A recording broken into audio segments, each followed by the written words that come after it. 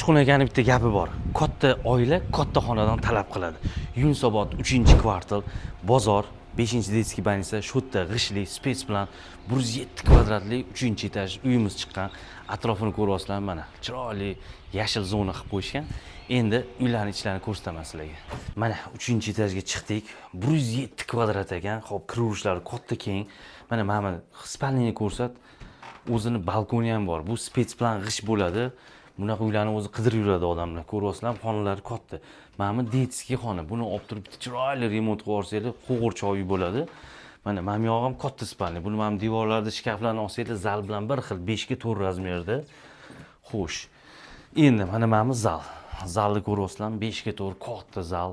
Aytaman, g'ishli uy. Mana hozir keldim, salqin, qishlarda issiq bo'ladi. Xo'sh, hammom, tualetlari alohida. Endi o'rta holatda uy. Agar remont qilib olsanglar, buni ham qiyiqru uy bo'ladi.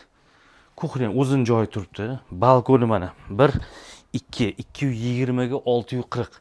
Hamma yoq daraxt, manzara, atrofi zo'r, maktab, bog'cha, bir qadam metroga, megaplanetga, xullas zo'r joyda joylashgan 107 kvadratli g'ishtli uyi sizlarga 106 ming narx qo'ydik.